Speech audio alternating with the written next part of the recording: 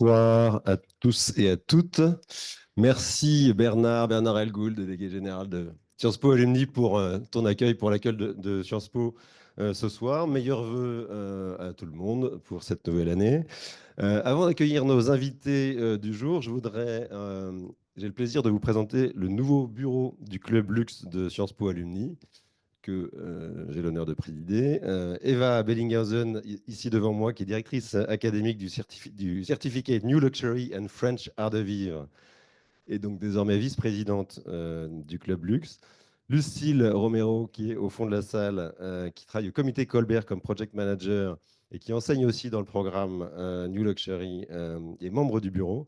Et Pauline Opno, qui est chef de produit joaillerie chez Chanel et qui arrive bientôt, est également nouvellement membre du bureau. Donc avec cette nouvelle équipe et ce 109, nous avons plein de projets formidables, j'espère, à vous proposer cette année, notamment quelques visites grâce à l'entremise du comité Colbert. Et je remercie déjà Lucille pour ça. Alors, au-delà des membres du Club Luxe, ce soir, nous accueillons aussi des étudiants du fameux Master New Luxury. Donc, bienvenue à tous et à toutes. Et on va pouvoir commencer avec nos invités. Donc, pour cette première session de l'année 2025, nous avons le plaisir de recevoir François Videlaine et Sarah André de McKinsey qui vont nous présenter l'étude toute fraîchement sortie, The State of Luxury, l'étude McKinsey publiée la semaine dernière en partenariat avec le média professionnel The Business of Fashion sur les dynamiques du marché du luxe depuis 2019, des perspectives sur l'évolution du marché à un moment où, comme vous le savez tous, le marché est mal orienté et traverse une période qu'on n'avait pas vue depuis de longues années. Donc, on sera très curieux d'entendre les analyses et les commentaires de nos experts de McKinsey, et avec des dynamiques par région, par catégorie, par canal et les transformations majeures du secteur. Quelques mots sur les intervenants. Donc, François Videlaine est directeur associé chez McKinsey, responsable au bureau de Paris du pôle de compétences distribution en France. Il intervient donc auprès des acteurs de la distribution des biens de consommation, notamment luxe et beauté, et de la restauration. Et avant de rejoindre McKinsey, il était directeur associé chez Kearney France, en charge du pôle Consumer Industry et Retail. Diplômé de Sciences Po, il a enseigné la stratégie des entreprises à Sciences Po pendant 10 ans. Et Sarah André, associée de partner chez McKinsey, diplômée aussi de Sciences Po et de Columbia et de la LSI. Entrée chez McKinsey il y a 5 ans et aujourd'hui associée de partner, elle accompagne les entreprises du secteur de l'habillement, de la mode et du luxe sur des sujets comme l'excellence numérique, la durabilité et les stratégies de mise sur le marché. Donc merci d'avance à tous les deux pour votre présentation sur l'état du luxe en 2025. On va vous laisser présenter et ensuite, évidemment, il y aura un temps pour les questions-réponses. Si vous souhaitez même poser des questions en cours de présentation, n'hésitez pas, on va faire ça simplement. Et je salue aussi au passage nos participants connectés en ligne qui voient l'écran, mais je crois ne voient pas, mais peuvent aussi poser des questions en se démutant et en parlant plutôt que le chat, parce qu'on va pas forcément être capable de suivre le chat en même temps. Donc, allons-y. Bienvenue à tous. Merci beaucoup.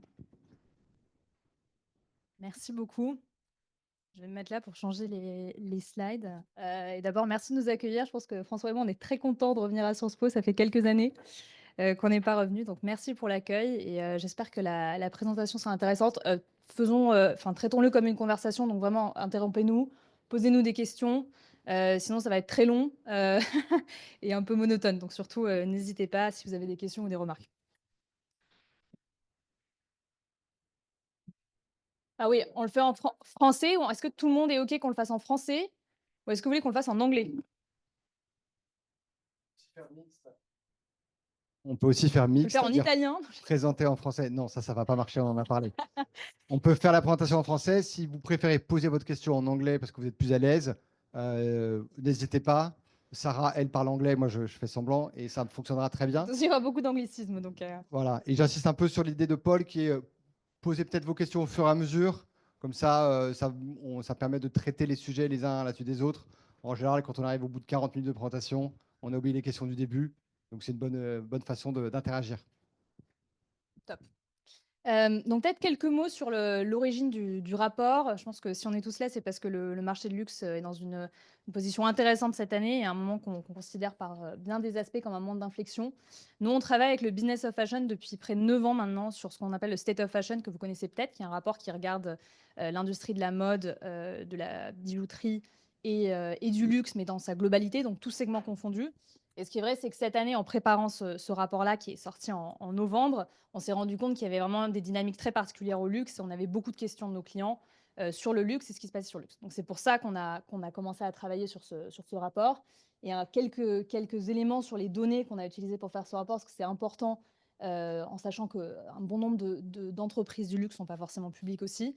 On a conduit beaucoup d'entretiens au cours des derniers mois avec des consommateurs et des clients du luxe, tous segments confondus, donc à la fois les aspirationnels qui sont plus faciles à atteindre d'habitude, mais aussi les high spenders, les ultra high spenders, typiquement les high net worth individual et ultra high net worth individual, qui sont traditionnellement beaucoup plus difficiles à atteindre. Donc on avait des partenaires dans cette démarche-là, mais on a vraiment passé beaucoup de temps avec des entretiens qualitatifs pour comprendre un peu comment leur perception du marché et du secteur et leurs attentes avaient changé, qui alimentent ce rapport.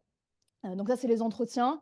Nos partenaires de Business of Fashion ont fait une analyse AI-based pour scraper les conversations sur les réseaux sociaux à travers le monde. Donc on a choisi des plateformes qui étaient pertinentes aux États-Unis, en Europe et en Chine notamment, pour essayer de comprendre ce qui se disait aussi.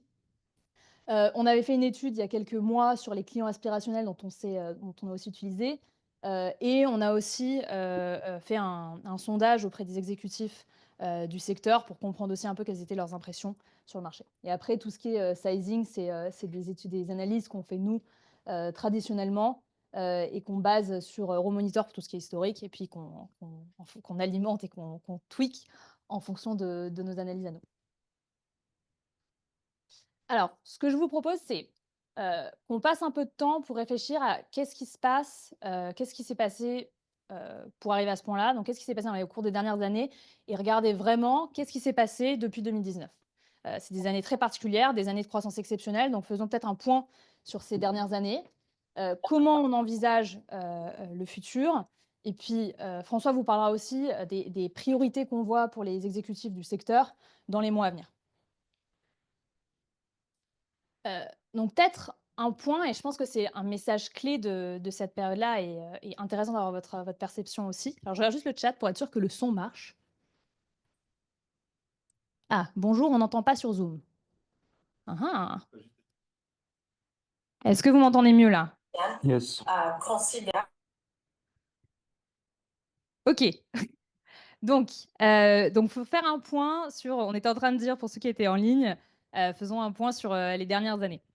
Donc, je pense que le message important, et nous, ce qu'on voit, c'est qu'il faut bien remettre au centre des idées qu'on sort d'années exceptionnelles. On a eu des années de croissance à double chiffre qui étaient vraiment des années exceptionnelles par bien des facteurs, et on va y venir. Mais si on prend un élément de comparaison, on voit que la croissance du marché, quand on considère les personal luxury goods, par rapport au GDP au niveau global, était significativement plus importante. C'est un bon indicateur. Et on voit, notamment quand on fait des analyses sur les autres segments de marché, que le luxe, au cours des dernières années, a été le principal moteur derrière la croissance du marché dans son entièreté. Et pour vous donner une idée, je crois entre 2021 et 2023, c'était vraiment le luxe qui a généré presque la totalité de la croissance du secteur, alors que les autres segments étaient beaucoup plus challengés. Ce qui est intéressant, et on y reviendra ensuite, c'est quand on réfléchit aux segments clients qui ont vraiment drivé ces dynamiques-là, on a une importance disproportionnée des segments les plus élevés, donc de ce que nous on appelle les ultra high spenders et les high net spenders, qui représentent entre 2 et 4% de la population en termes de customer base, et pourtant génèrent une croissance, une partie significative de la croissance sur le moment. Je regarde encore le chat parce que là, j'ai l'impression que je colle le micro, mais... Ah, en fait, c'est quelqu'un qui avait un problème. OK.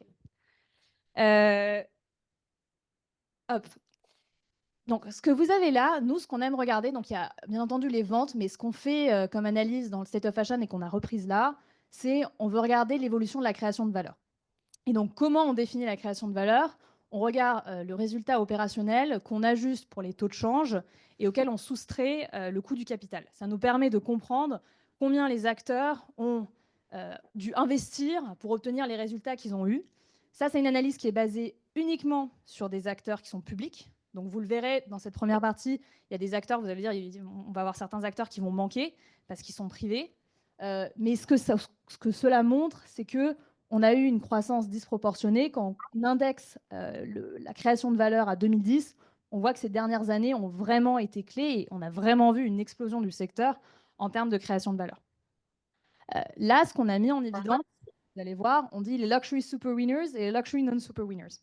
Ce qu'on fait dans le State of Fashion chaque année, je vais vous mettre la page suivante, c'est que chaque année, on regarde sur tout le secteur quels sont les acteurs, encore une fois publics, qui ont créé le plus de valeur. D'accord ? Cette liste, on l'a fait depuis 2017. Forcément, elle est basée sur des résultats fiscaux, donc là, c'est l'année 2023. Et ce qu'on voit en général dans cette liste, c'est qu'il y a une vraie continuité des acteurs qui sont présents sur cette liste. Et oui.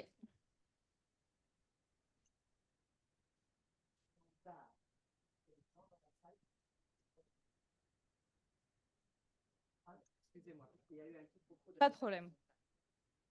Mais ils sont bienvenus s'ils veulent venir. Je pense pas que c'était le message à passer, mais...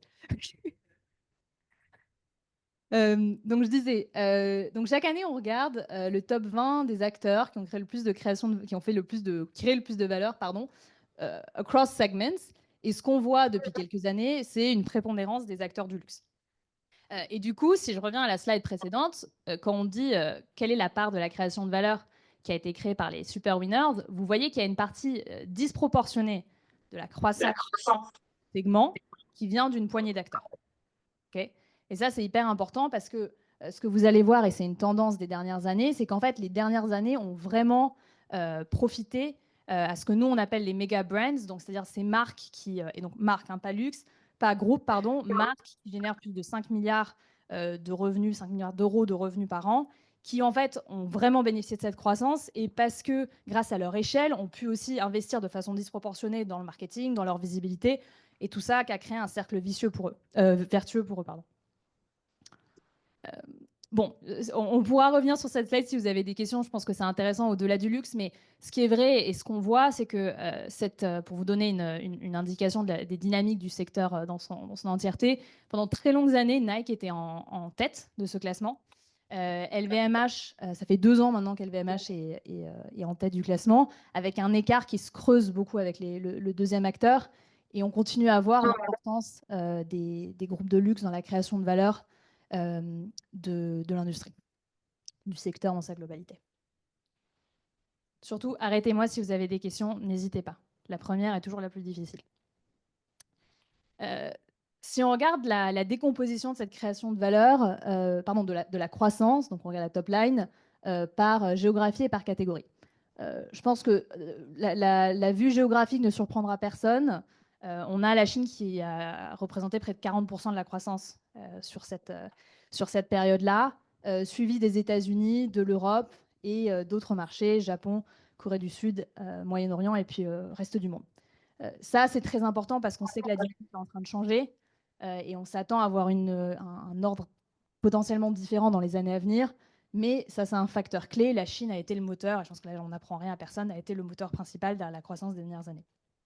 Ce qui veut dire aussi que la stratégie des acteurs luxe en personal goods a été très fortement axée sur cette géographie-là, avec un certain nombre de choix stratégiques, de choix organisationnels, qui aujourd'hui ne sont pas remis en question, parce que je pense que le message, c'est... Il y a quelqu'un chez nous, chez McKinsey, qui dit « The next China is China ». Oui, la Chine sera toujours très importante, et on n'est pas en train de dire ça, mais il y a peut-être eu moins de diversification que ce qui aurait été voulu au cours de cette période.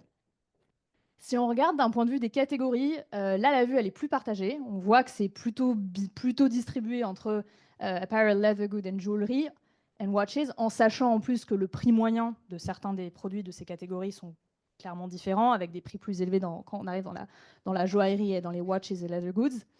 Plusieurs dynamiques là. La croissance de l'apparel, elle a bénéficié aussi de l'expansion de la base client, avec un bon nombre de marques qui sont aussi entrées sur ce segment-là. Et dans des catégories comme leather goods, jewelry and watches, on sait aussi qu'il y a eu des dynamiques, sinon spéculatives, au moins de vision d'investissement sur ces catégories-là qui ont vraiment bénéficié à ces catégories. Je pense que ça, c'est très intéressant et c'est très important. Si on prend la croissance Excusez-moi. 2023, pardon, je crois qu'il y a une question. Ouais, excusez-moi. Oui, j'aurais une question par rapport à la partie chaussures. Est-ce que il n'y a pas eu aussi peut-être sur la... Ouais, voilà, exactement. Ouais. Je vois pas la partie chaussures là-dedans comme catégorie. Ouais, est-ce que c'est un choix ou est-ce qu'il n'y a pas d'effet sur le marché justement? C'est très restreint et c'est très... Non, non, c'est une bonne question. Là, elle est incluse dans Leather Goods. Les chaussures, il y a une vraie. Ce qui est vrai, c'est que un peu de la même façon que pour les small leather goods, il y a eu une vraie croissance des chaussures comme produit d'accès à la catégorie luxe. Et nombre de marques se sont beaucoup focalisées ça comme produit aussi un peu fashion qui permet de targeter des clients un peu plus aspirationnels. Donc, non, non, important. Ouais. D'accord, très bien, merci. Vrai driver et surtout vrai focus pour de nombreuses marques comme produits d'accès. Et c'est une des catégories où on a vu beaucoup d'augmentation de prix aussi. En termes, le entry price point pour les chaussures, pour les souliers, est beaucoup plus important. Enfin, il y a une vraie augmentation au niveau price point qui est encore une fois, hein, c'est quelque chose qu'on observe sur toutes les catégories. Mais la chaussure et le soulier en ont particulièrement profité. Pour donner un exemple, je pense qu'on regarde, si on prend des acteurs comme, je ne sais pas, un Jacquemus, on sait que c'était principalement les sacs, mais il y a eu beaucoup de chaussures aussi. Il y a beaucoup d'acteurs, je prends Miu Miu comme exemple, on sait que ces dernières années, la chaussure a beaucoup participé à leur croissance. Ce qui est intéressant, la chaussure, qui est peut-être un parallèle à faire avec la joaillerie. Ah oui, mais il a bouffé un truc, il devait pas. Il y a une question. Ah. Non, je disais, ce qui est intéressant dans la chaussure, je pense, et dans les souliers, comme ce qu'on voit dans la joaillerie, c'est que les marques, en fait, tendaient à avoir une partie de leur assortiment assez réduit et ont vraiment étendu leur focus et étendu leur assortiment en termes de nombre de produits et en termes de profondeur d'assortiment. Donc, à la fois en termes de nouvelles catégories, mais aussi au sein des catégories, plus de produits. Typiquement, c'est aussi les années où on a vu les sneakers de luxe qui ont explosé. Et ça a créé, la taille des assortiments quand il s'agissait des souliers pour les maisons de luxe a vraiment beaucoup augmenté. De la même façon, la joaillerie, et vous verrez, c'est une des dynamiques de la croissance, une dynamique qui reste valable pour les années à venir. Les marques et les maisons ont pris des parts de marché aux joailleries, aux bijoutiers traditionnels, c'est-à-dire votre bijoutier du coin. Il y a beaucoup de clients qui peut-être avant allaient acheter de la non-branded jewelry, et en fait, les marques ont réussi à étendre leur influence et à prendre des parts de marché à cette bijouterie un peu traditionnelle unbranded, et ils ont encore beaucoup d'espace pour croître davantage sur ce segment-là. Donc ce qu'on disait, je pense, ce qui est intéressant, c'est quand on regarde l'équation prix-volume sur cette période-là, on estime que 80% de la croissance a été générée par le prix, ce qui est énorme, ce qui, encore une fois, reflète les stratégies d'élévation de beaucoup d'acteurs et qui explique aussi peut-être un certain nombre de réflexions et de réactions des clients dont on va parler tout à l'heure. Mais c'est important à tenir à l'esprit parce que ce levier prix, je pense que c'est clair vu les évolutions des derniers mois, il est plus atteignable et utilisable de la même façon. Prends le micro, sinon ils ne t'entendent pas. On reviendra sur ce sujet du prix qui évidemment est critique par rapport à la période qu'on vit. Ce que vous ne voyez pas ici, c'est aussi l'évolution de la qualité. C'est-à-dire que c'est un basique, vous allez me dire, de toute manière, les produits luxe, ils ont tous une qualité extraordinaire. En fait, ce n'est pas si simple. Et sécuriser un niveau de qualité maximum, quelle que soit votre stratégie de prix, c'est critique. Et en fait, dans la période, on a vu aussi quelques difficultés dans le sourcing, dans le manufacturing. Pas des difficultés, on va dire, isolées chez une marque ou une autre, et qui ont commencé à se répondre dans des grandes marques et qui sont revenus tout en haut de l'agenda de la direction générale. Et donc ça, c'est très important parce que... voilà, c'est fini. Quand j'ai des bêtises, ça s'arrête. Mais c'est critique de pouvoir justifier le prix dans le luxe. C'est du design et c'est de la qualité. et c'est de la qualité. Et il y a des maisons, il y a des grands groupes qui sont très connus historiquement pour leur qualité, mais si vous n'êtes pas en capacité de fournir à vos clients un niveau d'exigence très élevé là-dessus, en fait, vous les perdez. Et donc, si dans le même temps, vous augmentez les prix fortement pour des raisons ou pour une autre, on va y revenir aussi, en fait, vous risquez de les décrocher 2 fois. Et la difficulté, c'est que ces clients-là, en général, quand ils sont déçus, ils ne reviennent pas.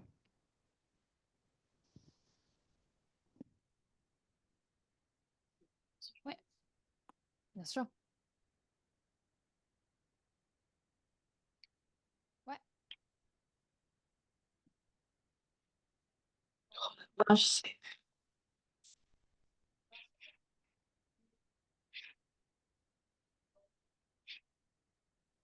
Alors, c'est une très bonne question. On n'a pas quantifié sur un horizon de temps plus long. Ah, pardon. Donc, pour les gens qui sont en Zoom, la question c'était si on prend un horizon de temps plus long, est-ce qu'on est aussi sur je dirais un contraste aussi important entre le driver prix et le driver volume. Et ce que je disais, c'est donc on n'a pas quantifié, donc j'ai pas le chiffre exact en tête si on regarde les 2 années. Le prix, si on prend les 10 dernières années, le prix reste le driver principal de la croissance. L'élévation de prix, elle n'a pas commencé en 2019. Ce qu'on a vu, c'est une accélération et je dirais une convergence parce que tous les acteurs ont eu tendance à s'aligner. Mais ça a resté le prix qui générait la majorité de la croissance. Après, ce qui est vrai aussi, c'est que si on prend un horizon de temps encore plus large, donc si on se dit les 15-20 dernières années, on a un élargissement très important de la base client. Et donc ça crée aussi du volume. On a quand même toute une génération de clients aspirationnels, à la fois dans les marchés clés, mais aussi dans les nouveaux marchés, qui en fait, ont été initiés au luxe, ont augmenté leur consommation de biens de luxe. Je pense que la digitalisation, l'émergence des réseaux sociaux, etc., a fait beaucoup pour ça. Et ça, c'est du volume. Donc, je pense que les deux sont importants. Et si on réfléchit, si on décomposait encore plus cet effet, on dirait volume, il y a plusieurs choses. Il y a d'une part l'élargissement de la base client dont on a parlé. Il y a l'émergence de nouveaux besoins. Je pense que la beauté est un bon exemple pour ça. C'est-à-dire, typiquement, je sais pas, il y a quelques années, vous n'aviez pas forcément de contour des yeux, autant de sérum ou de crème pour les lèvres, de masque pour les lèvres. Et c'est vrai aussi pour le luxe, c'est peut-être moins évident, mais il y a la création de nouveaux produits. Et il y a la création de nouvelles catégories et nouveaux segments de produits. Et après, sur la partie prix, il y a l'augmentation de prix de produits existants. Et ça, encore une fois, on a regardé et je pense qu'il y a beaucoup d'études sur ce sujet-là, mais si on prend des sacs iconiques au cours de cette période-là, on a des augmentations qui vont de 50% à 90% du prix. Donc, c'est quand même des augmentations importantes, pour dire le moins. Et on a aussi la création de nouveaux produits. Donc, typiquement, si vous prenez la parfumerie, c'est intéressant. On a le segment de haute parfumerie qui n'existait pas, ou existait très peu il y a 10 ans, et qui est un nouveau segment que les marques abordent. Oui. Comment un acteur peut se permettre d'augmenter les prix en période de crise, un, et deux, donc quels sont les drivers? Ça veut dire qu'est-ce qui pousse un acteur à augmenter les prix, sachant il est sûr que le client ne va pas quitter, il est sûr que le client va payer. Très bonne question. Déjà, je pense que le luxe reste une catégorie où qui était historiquement moins rationnelle que les autres. C'est-à-dire que les marges, on sait que les marges du secteur sont significativement plus importantes que dans d'autres secteurs dans lesquels François et moi on travaille également. Et c'est le pouvoir du luxe aussi. C'est-à-dire qu'en fait, la brand equity, la force d'une marque, le rêve que la marque vend, permet en général de fixer le prix que l'on veut. Après, il y a eu une augmentation aussi des matières premières qui est véridique. Et ce qui est vrai, c'est que si on pense à bon nombre de ces marques, comme la base client s'est élargie et que les volumes se sont élargis, il y a quand même une question autour de la raréfication des matières premières, que ce soit les cuirs, que ce soit les textiles, que ce soit, et on le voit, c'est pour ça que beaucoup d'acteurs investissent dans ces filières-là, qui expliquent aussi, et c'est-à-dire c'est comme ça que les maisons l'expliquent, qui expliquent aussi les augmentations de prix. Après, je pense qu'il y a une série d'acteurs qui ont voulu se démarquer aussi, qui ont augmenté leur prix. Et après, il y a des stratégies d'alignement.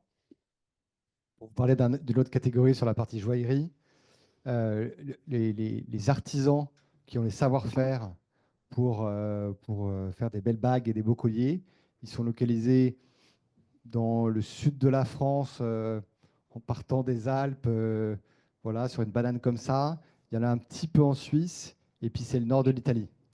On essaye de développer avec des formations ad hoc, de nouveaux bassins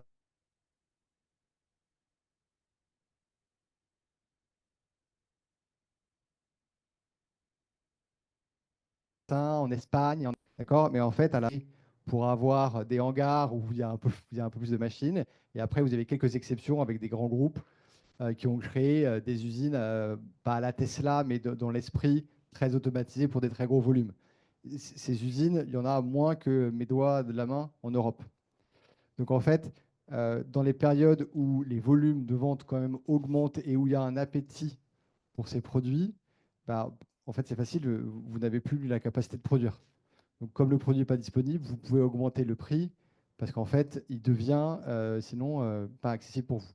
Là, ça dépend quand même des catégories. Hein, juste un petit complément là-dessus parce que en fait, quand on parle du luxe, on parle des marques et on positionne souvent dans notre tête les marques en fonction de leur prestige ou de leur niveau de prix. Mais en fait, au sein de chacune des marques, vous avez des produits avec des ordres qui n'ont rien à voir. Je reprends la joaillerie. Il y a la haute joaillerie et la joaillerie. Vous pouvez avoir un bracelet d'une certaine marque pour 2000 euros. Et puis, vous pouvez en avoir pour 10 fois ça, 20 fois, 30 fois. Donc là aussi, il faut bien discriminer. Là, vous voyez une moyenne qui traduit aussi cette montée en gamme, cette montée de la très haute, du très haut luxe. Ouais, Je sais pas comment on le et dit. de surinvestissement dans ces catégories d'ultra luxe en fait. Donc c'est pas que augmenter le prix de produits existants, je pense que ce serait un peu simplificateur de dire ça. Et puis il y a aussi une question d'ubiquity, je sais pas, ubiquité en français, je sais, ubiquité, où forcément en fait si la demande est beaucoup plus importante pour ces produits, même si vous pouviez les fabriquer, il y a quand même enfin, le propre du luxe c'est d'être exclusif. Si vous commencez à avoir entre guillemets tout le monde qui peut se les procurer, ça devient potentiellement compliqué pour la marque. Ouais. Merci. Pour rebondir sur la question sur l'augmentation des prix un peu à plus long terme, il me semble qu'il y a 50 millions de consommateurs enfin, la customer base a baissé de 50 millions de consommateurs sur les personal luxury goods, justement, certainement en C'est ce partie. que disent nos amis de Bain, oui, Voilà. Au début, Désolée, mais... Non, mais... Et donc, effectivement, vous, comment vous voyez l'évolution des prix pour 2025, 2026, parce que on arrive peut-être à une certaine limite aujourd'hui, et si notamment la clientèle aspirationnelle, etc., a délaissé, c'est peut-être... et donc, je ne pense pas qu'on puisse baisser les prix, parce que ça ne serait pas... Je crois qu'il y a des marques qui ont essayé, mais ça ne marche pas très bien d'un point de vue de risque et réputationnellement, c'est pas très efficace comme stratégie. Non, alors on va y venir, mais ce qui est vrai, c'est qu'on sait que le levier prix va être beaucoup moins... va être beaucoup moins atteignable ou beaucoup moins utilisé dans les années à venir. Alors, encore une fois, quand on parle aux exécutifs et dans le sondage qu'on a fait auprès d'eux, ils continuent à penser qu'il y aura des augmentations de prix, mais on est sur des augmentations de prix de 1, 2, 2, 3%. Encore une fois, je pense qu'il y a des différences par catégorie. Encore une fois, la joaillerie est un peu différente, les montres aussi, mais disons que sur toute la partie fashion, tout le monde est très conscient qu'on arrive à un certain seuil et il y a un vrai backlash et on va le voir, hein, on l'a vraiment entendu. Et c'est pas forcément qu'un backlash des clients aspirationnels qui ont été entre guillemets priced out parce qu'ils peuvent plus y atteindre. Il y a des gens à qui on a parlé qui nous expliquaient qu'ils avaient des centaines de sacs de certaines marques, mais se rendent compte, enfin sont juste plus près et ont aussi la visibilité et un recul sur le prix qu'ils payaient pour des biens similaires quelques années auparavant. Ouais, peut-être un compliment sur ces clients aspirationnels. Il y en a qui ont été priced out, comme tu dis. À chaque fois que je suis avec Sarah, j'apprends des nouveaux mots anglais. C'est très pratique. Donc, qui n'ont plus accès, qui n'ont plus les moyens de s'offrir voilà, le petit portefeuille, le petit porte-carte, le petit foulard. Donc, ça, c'est subi. Et puis, il y a certaines marques qui l'ont fait volontairement, hein, qui ont supprimé en fait ces produits d'entrée de gamme du luxe. Bon, là, on joue avec les mots. Hein. Et ça, c'est très intéressant parce que, en fait, par rapport à cette problématique de prix et volume, il y a une vraie question sur quel est le marché du luxe, en fait. Qui sont les clients que vous, en tant que marque de luxe, vous voulez servir et quels sont les clients que vous ne voulez volontairement pas servir. Alors, c'est à rebours de toutes les consciences politiques, j'espère, dans la salle. Mais on est vraiment là dans du marketing de luxe. Et c'est une vraie réflexion du moment. Ce n'est pas du tout facile parce que ça va assez loin, en fait. Même dans le marketing de votre marque, est-ce que vous voulez parler à toutes les personnes qui ont les moyens, même les ultra riches, je ne sais pas si ça se dit en français, c'est pas très joli, mais ou est-ce qu'il y a une partie de cette population que vous ne voulez pas vraiment avoir dans vos magasins et pourquoi et comment vous les identifiez et comment vous leur faites passer le message que votre marque ne s'adresse pas forcément à eux. Donc on est sur des stratégies presque d'exclusion marketing. C'est à rebours de tout ce qu'on apprend dans les écoles de commerce et à Sciences Po. Mais c'est très intéressant de regarder ça. Les parties Oui, voilà. Non, mais blague à part, parce que c'est vraiment des stratégies de targeting très fines qui se développent, mais c'est certainement quelque chose qui va continuer à croître. Alors, on n'aime pas donner d'exemple. Non, mais peut-être un exemple sans donner de marque. Ouais. Non, mais sans donner de marque, c'est peut-être moi l'exemple que j'aime bien prendre, si on pense à l'exemple, l'espace en magasin. Okay. Ouais. L'espace en magasin, il est par nécessité restreint. Et donc, si la base client est de plus en plus importante, à un moment donné, il faut se dire, bon, quel produit je vais mettre dans mon magasin pour servir cette base client. Ce qu'on a vu, c'est que typiquement, au cours des dernières années, il y avait eu plus d'espace qui avait été donné, par exemple, je dirais aux grands, big leather goods, aux sacs, à ces produits-là qui sont plus importants, plus d'étages qui sont dédiés aux very important customers, aux VIC, etc.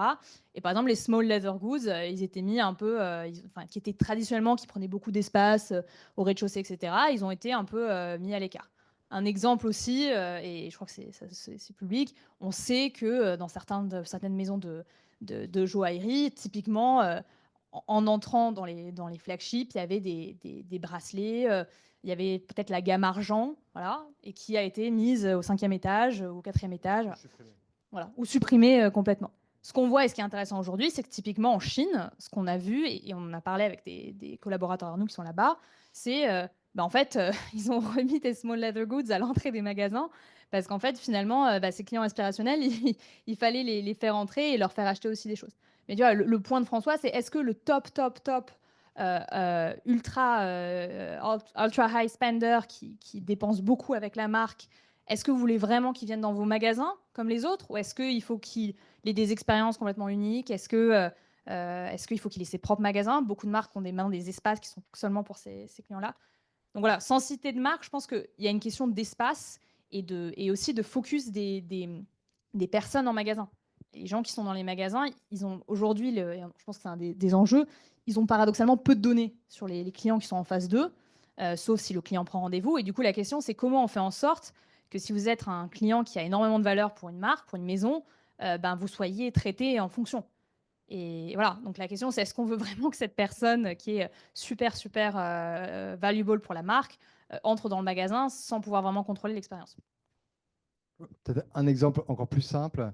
Les queues que vous voyez dehors dans certaines grandes avenues parisiennes, mais c'est la même chose dans les capitales européennes, toutes. Bon, dites-vous bien que ces clients-là ne sont pas la cible privilégiée des marques. Sinon, ils ne seraient pas en train de faire la queue dehors. Ouais, oui et non, parce qu'à mon avis, il y en a aussi qui sont dans la queue et c'est ça le problème. Il y en a encore qui sont dans la queue, mais ils sont de moins en moins dans la queue. Oui, non, mais ce que je veux dire, c'est qu'en fait, la façon d'interagir entre les marques et les clients privilégiés est en train de changer. Historiquement, ce que disait Sarah, c'est que le magasin accueillait tous les clients de la marque, si je simplifie à l'extrême. Progressivement, on a eu des événements dédiés, des moments dédiés, des prises de rendez-vous pour avoir un traitement différencié de ces clients privilégiés. Et maintenant, on commence même à avoir un traitement qui fait en sorte de repousser certains clients, ces clients les moins intéressants pour la marque, les faire attendre. Alors, ça crée un peu de hype, mais ce n'est pas ça l'objectif. L'objectif, c'est surtout de dire, en fait, on concentre nos efforts en termes de vente, de personnel, pour les clients privilégiés qu'on traite en dehors des boutiques ou alors en dehors des horaires accessibles à tout le monde. Et en même temps, c'est un vrai enjeu pour les marques parce que, encore une fois, parmi les clients qui attendent dehors, il y a certes des clients aspirationnels, mais ce sera peut-être le client clé de demain. Donc en fait, il y a quand même un enjeu, et nous, c'est un enjeu qu'on met en avant dans l'étude, qui est de dire comment vous créez quand même une expérience mémorable et inspirationnelle pour tous vos clients. clairement, faire attendre les gens autant, c'est facile à dire, hein. Il y a des raisons pour lesquelles c'est que là, c'est pas aussi facile que de claquer les doigts, mais c'est bien pour personne. Après, ce qui est vrai, c'est que c'est encore pire si c'est parmi vos clients les plus, qui créent le plus de valeur pour vous qui sont dans ces cas-là. Je crois qu'il y avait une question.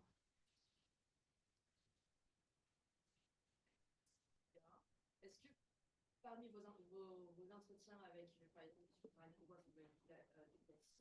vous avez eu des retours sur l'expérience moins spontanée, justement sur rendez-vous, qui a la tendance de l'humain, c'est le principe, parce que les maisons de luxe ne vont pas supporter les meilleurs clients ou clientes qui font la queue devant le magasin.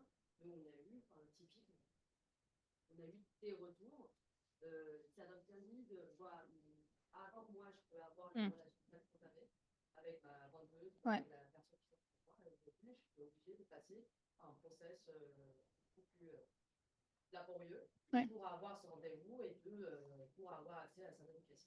Donc, est-ce que vous avez des retours sur ces sujets? Est-ce que les personnes sur le Zoom ont entendu la question?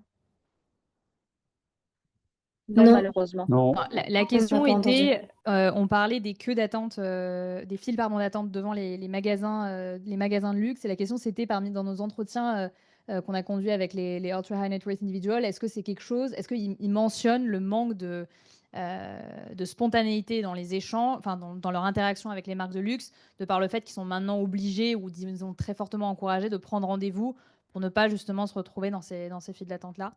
Alors, le manque de spontanéité a été, alors pas forcément que pour les files d'attente. En fait, je pense que ce qui ressort, c'est qu'il y a un vrai parallèle, il y a de vraies comparaisons qui sont faites entre l'expérience, les hospitality, luxury wellness, luxury travel, etc., et personal luxury goods. Et en fait, ce qu'on a beaucoup entendu, c'est en fait, au fil des dernières années, il y a eu, je pense que ces clients-là se sont habitués à un certain niveau, enfin, étaient déjà habitués, mais je pense qu'il y a eu une vraie amélioration et un vrai push dans l'hospitality et dans les expériences pour offrir des expériences de très haut niveau. Et en fait, ils s'habituent à un niveau de service qu'ils ne retrouvent pas dans les biens de luxe. Et en plus, les prix ayant augmenté, je pense qu'en fait, l'équation valeur-prix, pour eux, est plus tout à fait là. Et donc, et ce qui est vrai aussi, c'est que beaucoup disent, bon, à une époque, je pouvais me balader, je pouvais entrer dans les magasins, etc. Aujourd'hui, je ne le fais plus. Et en fait, c'est lié à un autre point qu'il mentionne, qui est le manque d'innovation dans les assortiments et dans ce qu'ils recherchent. Parce qu'en fait, il n'y a pas forcément de raison, il y a moins de raisons pour eux aussi d'aller dans les magasins ou de chercher des produits. En fait, nous, ce qu'on a beaucoup entendu, c'est aussi un manque d'excitation ou d'enthousiasme envers la catégorie par manque de nouveaux produits et d'innovation. Ouais, peut-être pour vous donner un exemple d'horlogerie. L'horlogerie, c'est une catégorie de luxe très particulière parce que vous n'achetez pas une montre de luxe tous les 6 mois. Ou alors, vous êtes vraiment très, très, très exceptionnel. Et dans l'horlogerie, en fait, ça a toujours été un peu comme ça. C'est-à-dire que, en fait, quand vous êtes acheteur et détenteur de marques de luxe, vous êtes presque déjà dans une logique d'expert collectionneur, en fait. Parce que vous achetez la montre, mais vous achetez toute la technicité derrière la montre. Les montres, c'est une folie pour ceux qui connaissent. Bon, bref. Non, mais c'est extraordinaire. C'est presque un monde d'ingénieurs, ouais, designers, je ne sais pas comment le dire.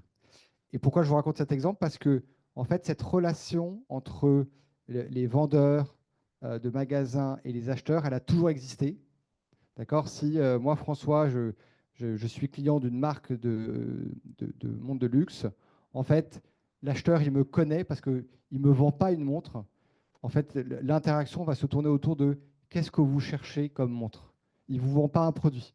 Il va comprendre votre démarche, il va comprendre ce que vous aimez comme montre, il va réfléchir par référent, il va vous proposer de réfléchir, il va vous faire revenir en magasin pour vous montrer une montre de montre. En fait, c'est tout un process hyper élaboré. Je ne viens pas acheter un jean de luxe, je viens acheter une montre et donc je viens acheter toute une histoire derrière la montre d'innovation et de savoir-faire. Et c'est allé encore plus loin là récemment parce qu'en fait, post-Covid, certaines marques ont réalisé qu'il y avait trop de ventes, trop de volume. Donc là, c'est le graphe inverse de ça. Et donc, en fait, ils ont voulu couper les volumes pour augmenter les prix, donc recréer de la rareté. En fait, il y a des grandes chaînes de magasins, que je ne peux pas citer, qui ont décidé de stopper toutes les ventes en magasin. Donc en fait, vous entriez dans le magasin, il était ouvert, hein, vous aviez le vendeur, la vendeuse qui vous accueillait. Et il vous disait, je peux voir telle montre. Il disait, oui, oui, mais je ne peux pas vous la vendre. Mais vous pouvez me la vendre quand? Ah, je ne sais pas. C'est même plus, il faut attendre 3 mois, 6 mois, 9 mois. C'était la stratégie de on ne sait pas. Et donc, ils ont fait ça pendant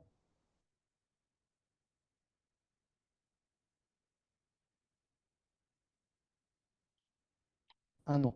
Cette question sur la personnalisation, mais du coup, qu'est-ce que vous aurez dans un an? Et en fait, ils ont refait leur fichier client à la maille des vendeurs comme ça pour sortir, on va dire, les visiteurs du magasin, pour les appeler comme ça, et ne retenir que ces passionnés vraiment d'horlogerie.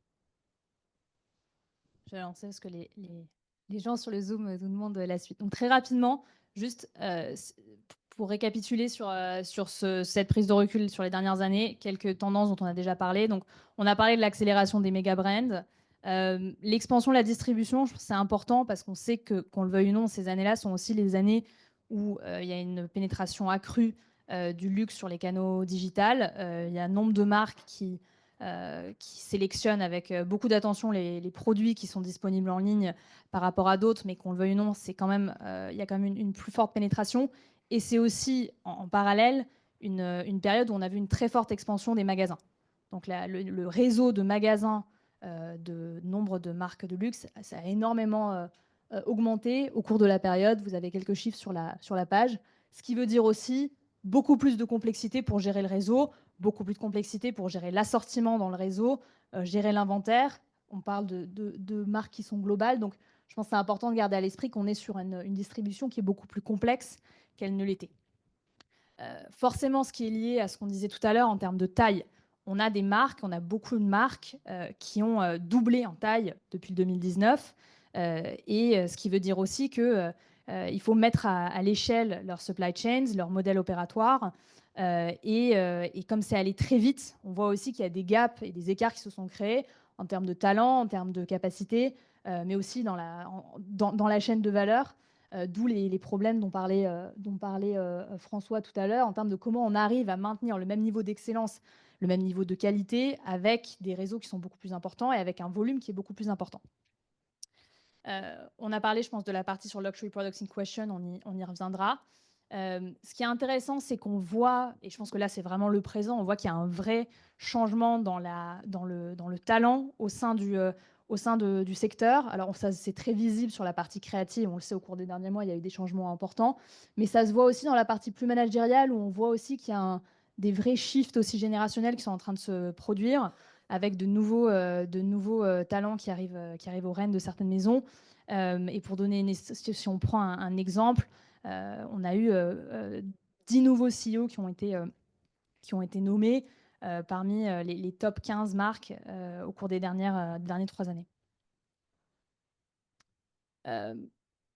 Rapidement, je pense qu'on a parlé aussi de la visibilité marketing. Ce qui est vrai et ce qui est toujours un enjeu pour le luxe, c'est on est maintenant dans une période pour le secteur dans sa globalité qui va très vite, avec des tendances qui vont très vite, des changements, beaucoup de demandes pour la newness, qui s'est aussi reflété dans une croissance très importante des budgets marketing au cours de la période, et une vraie réflexion pour les marques de luxe pour sortir des cycles historiques, pour être capable de se mettre à niveau de cette newness. Je pense que quelqu'un qui l'a très bien fait, c'est Moncler, c'est l'exemple qu'on prend souvent, parce qu'ils ont réussi à vraiment découple leur lancement de produits des saisons traditionnelles. Mais aujourd'hui, si on regarde le spectre, et si on fait le parallèle, peut-être il y a 5 ans, mais il y a 10 ans aussi, on a des marques qui ont une injection de nouveautés beaucoup plus importante et qui ont une speed to market beaucoup plus agile. C'est-à-dire le temps entre le moment où le produit est développé et le produit est sur le marché, beaucoup plus importante que par le passé. Expérience, on en a parlé, newness, on en a parlé. Un élément qui est intéressant, c'est l'élément de resale, donc tout ce qui est seconde main. C'est intéressant parce que ce qu'on a entendu dans nos entretiens, c'est que tous les segments clients sont intéressés par la seconde main, pour des raisons différentes, mais tous les segments sont intéressés. Si on pense à la partie haute de la pyramide, on est sur une recherche d'exclusivité, de produits rares qu'ils ne pourront pas trouver. Je pense que le vintage a été mentionné beaucoup.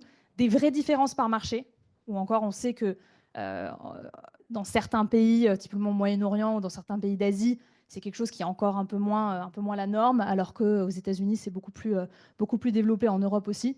Et après, ce qui est vrai, c'est que pour toute une part des segments aspirationnels, ça permet aussi d'accéder à des biens de luxe à un prix beaucoup plus raisonnable et beaucoup plus accessible, avec de vraies réflexions. Je pense, alors c'est peut-être un petit peu moins le cas maintenant, mais je pense que dans les 2-3 dernières années, il y avait énormément de réflexions de la part des marques pour dire comment on arrive à capturer de la valeur de ce segment de seconde main. On a des marques plus sur la partie, je dirais, accessible luxury qui y sont entrées directement, des marques qui ont fait des partenariats avec d'autres acteurs. Mais c'est vrai qu'aujourd'hui, ça reste quand même, la grande majorité des volumes sont quand même faits par des plateformes third party. Et après, ce qui est intéressant, forcément, il y a toujours des inquiétudes quant à l'authenticité des produits dans certains marchés, des questions de douane, etc. Donc, pensez que la seconde main, il y a quand même beaucoup de barrières qui restent valides hors de l'Europe et des États-Unis pour le marché. Peut-être pour passer à la vision future. Donc déjà, quelle était la vision des exécutifs du secteur sur l'année à venir? Et donc ça, on leur pose chaque année la question, comment vous voyez les conditions du secteur pour l'année à venir, mieux, pareil ou moins bien. Et ce qu'on voit, c'est qu'ils sont généralement plus pessimistes qu'ils ne l'étaient. Et surtout, si on compare aux autres segments du marché, ils sont plus pessimistes que le reste du marché. Historiquement, ça, c'est une question qu'on pose depuis maintenant près de 9 ans. Et historiquement, les exécutifs du luxe étaient toujours les plus positifs et les plus optimistes. Ça fait 2 ans que c'est un peu différent. Mais voilà, tout le monde s'attend à ce que 2025 soit la continuation, je pense, des challenges observés en 2024. Donc, comment on voit la suite? Et on en arrive un peu à la vision pour le marché. Donc, encore une fois, ce qu'on se dit, c'est qu'on sort d'années qui étaient en très très forte croissance, avec un marché qu'on estime pour les Global Purchasing Luxury Goods entre 320 et 330 milliards de dollars en 2023. Et en fait, au niveau global, nous, on estime que la croissance sera entre 2 à 4% au niveau across regions, avec des différences marquées par région. Peut-être pour aller dans le détail. Et là, on a voulu se focaliser sur les marchés clés. Donc peut-être si on commence sur l'Europe. L'Europe, là, on estime la croissance à 2 à 4% entre 2025 et 2027. C'est quoi les drivers derrière cette croissance? On a une inflation qui baisse. On sait surtout que l'Europe va pouvoir bénéficier du retour du tourisme international et de la demande chinoise dans la région. On a, pour vous donner une idée, les arrivées des touristes internationaux qui devraient croître à 8% entre 2024 et 2026. L'an dernier, on sait que les touristes chinois n'étaient pas encore à leur niveau de pré-pandémie. Ils étaient en partie compensés par des touristes qui venaient d'autres régions. Mais on pense que voilà, l'Europe devrait être à ce niveau-là, mais principalement drivé par une demande étrangère et par le retour du tourisme. Les États-Unis, c'est le marché pour lequel on s'attend à la croissance la plus forte, la plus dynamique, entre 4 et 6%. Il y a plusieurs facteurs derrière. Déjà, il y a des facteurs et des indicateurs macro qui sont assez positifs. La croissance des high net worth individuals et ultra high net worth individuals aux États-Unis est très positive. On a surtout une inflation qui est en baisse et on a surtout une incertitude qui est levée. Puisque au cours des derniers mois, et nous, ce qu'on a beaucoup entendu aussi dans nos entretiens, on avait des clients qui faisaient un petit peu attention à leurs dépenses en attendant l'élection présidentielle. Et on pense que, overall, cette baisse d'incertitude va favoriser le marché. À voir, et on le sait que c'est un vrai challenge pour le luxe, l'impact des tarifs et l'impact des mesures gouvernementales prises par l'administration Trump sur les biens de luxe. Et ça, forcément, ça impacterait le marché en fonction des choix qui sont pris là. La Chine, c'est la vraie question. Pour vous donner une idée, en Chine, pour l'année à venir, on estime au mieux une croissance qui serait nulle et au pire, une croissance qui est négative. La Chine est forcément tributaire des changements qui s'opèrent dans le pays en termes de transition économique. C'est un pays qui est, comme vous le savez, en transition vers une économie plus focalisée sur les infrastructures, vers une économie de services. Il y a un slowdown, un vrai slowdown qui est prévu aussi en termes de GDP pour le pays. Et ce qu'on voit jusqu'à présent, c'est que les initiatives gouvernementales qui sont prises et le stimuli qui est fait par le gouvernement chinois ne permettent pas de redresser la confiance des consommateurs. La confiance est au plus bas. Je pense que si on regarde les 10 dernières années, elle n'a jamais été aussi basse. Donc la confiance des consommateurs chinoises est au plus bas, malgré des niveaux d'épargne qui sont importants. Donc on a un niveau d'épargne qui est au-dessus de 30%. Donc il y a cette valeur à aller chercher, mais les clients ont vraiment un niveau enfin les consommateurs en général, hein, pas que luxe, mais il y a un niveau d'incertitude qui est très important et un manque de confiance. Et du coup, ce qu'on voit, c'est que ça se transforme en des comportements beaucoup plus rationnels. C'est-à-dire que les achats de luxe sont beaucoup plus rationnels qu'ils ne l'étaient par le passé, avec beaucoup plus de recherche sur le produit qu'ils prévoient d'acheter et beaucoup plus de comparaison et de réflexion sur la valeur, le prix du produit. Une différence, je pense, à faire entre les clients aspirationnels, qui au cours des dernières années étaient aussi un moteur très important pour la croissance en Chine, qui eux sont encore plus, bien entendu, impactés par la situation macro. Et de l'autre côté, les high net worth individuals et ultra high net worth individuals qui sont aussi impactés par cette incertitude, mais qui en plus ont nombre de leurs biens et de leurs investissements qui sont dans des biens qui ne sont pas forcément liquides, parce que c'est une économie qui est beaucoup basée sur les infrastructures, sur l'immobilier, etc., et qui sont aussi du coup impactés par la situation du pays. À noter aussi, et ce n'est pas négligeable, c'est que au cours des dernières années, on avait une demande chinoise qui avait été complètement rapatriée en Chine. Forcément, avec la réouverture du tourisme, et c'est déjà le cas, on a une partie de cette demande-là qui est repartie à l'international, notamment au Japon, parce qu'on sait que les taux de change ont été très favorables sur le marché, mais aussi va continuer à s'expatrier. On va revenir, nous on estime qu'on sera plutôt à un split 50-50 dans les années à venir, qui sera plus élevé que ce qu'on avait vu historiquement, mais qui rebat un peu les cartes. Et ça, je pense, c'est un élément important aussi quand on pense à la demande en mainland China.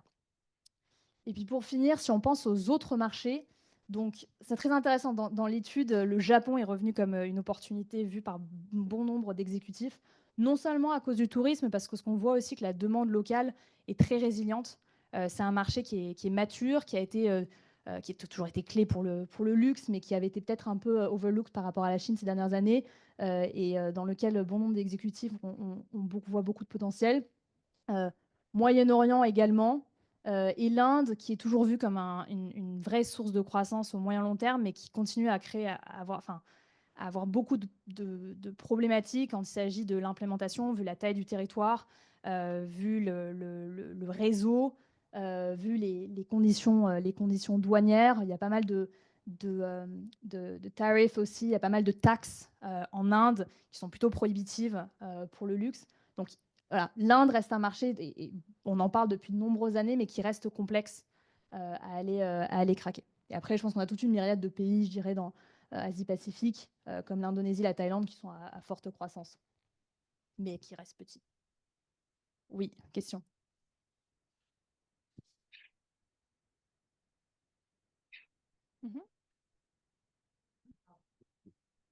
Ce sera peut-être mieux. Est-ce que les gens en Zoom m'entendent?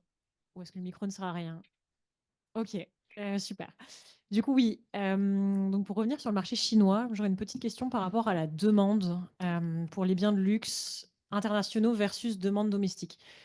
Pendant la pandémie, pendant toute cette période Covid, on a beaucoup vu dans les médias, dans les rapports qui sont sortis, un repli du marché chinois vers l'intérieur. C'est normal, Ouais. bon, les frontières étaient fermées.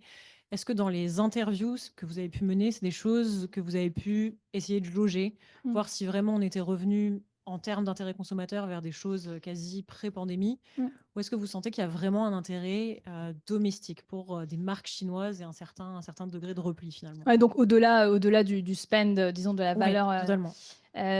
Alors, ce qu'on entend, et on a essayé de gauger un peu la question, c'est on a moins eu la réponse sur des marques, je dirais, locales de luxe, parce qu'en fait, la réalité, ce que nous ont dit beaucoup de clients, c'est qu'il n'y en a pas tant que ça. Par contre, il y a un vrai attrait pour le savoir-faire local, le craftsmanship local. Et moi, un entretien dont je me souviens très bien, c'était une cliente très fortunée, qui est celle qui avait tous ces sacs, qui nous parlait de ces bracelets en bois ancien chinois. Alors, je ne me souviens pas le nom du bois, mais qui coûtait plusieurs millions d'euros et qui était extrêmement recherché en Chine, qui, je pense, était vraiment quelque chose de très local. Et donc, elle disait que ce qui est vrai, c'est qu'au cours des dernières années, ce qu'elle a essayé de faire, c'est d'équilibrer ses dépenses vers les maisons de luxe traditionnelles plutôt européennes vers lesquelles elle achetait des choses, enfin, auprès desquelles elle achetait des choses, et du craftsmanship local. Elle nous a parlé de jade, de bijoux en jade, de bijoux en bois. Donc, je pense qu'il y a cette conscience. Moi, des entretiens qu'on a fait, j'ai l'impression qu'il y a une plus grande conscience et activement une recherche de faire bénéficier ces savoir-faire locaux. Il n'y a pas eu vraiment de marque qui s'est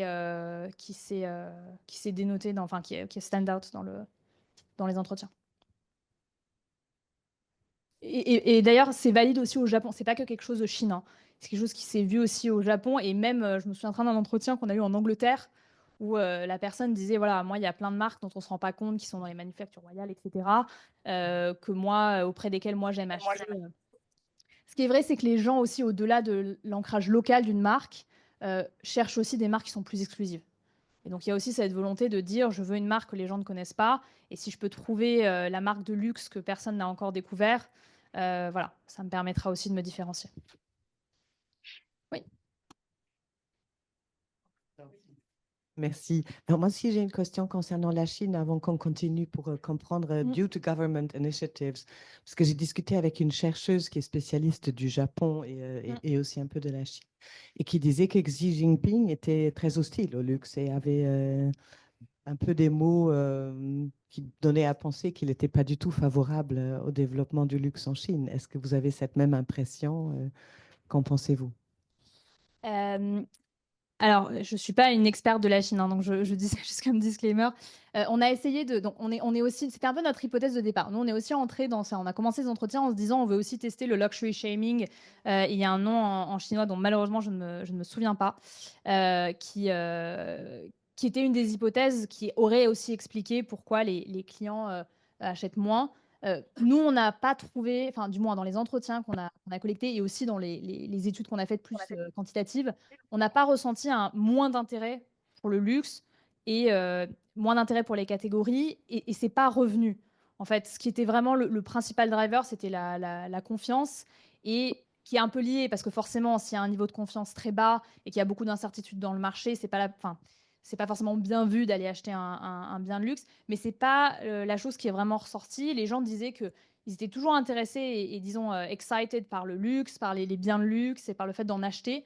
C'est juste qu'ils en avaient aussi, il y avait aussi cette sensation il y en avait beaucoup d'achats au cours des dernières années. Et surtout quelque chose dont on a beaucoup parlé, qui est beaucoup ressorti en Chine, c'était de se dire voilà, si j'ai un budget dédié luxe, je vais réallouer une partie des dépenses, des biens vers les expériences. Et ça, c'est quelque chose qui est beaucoup ressorti. Mais disons que dans nos entretiens, c'est pas quelque chose qui est ressorti. Ça faisait plus partie de l'ambiance générale du pays.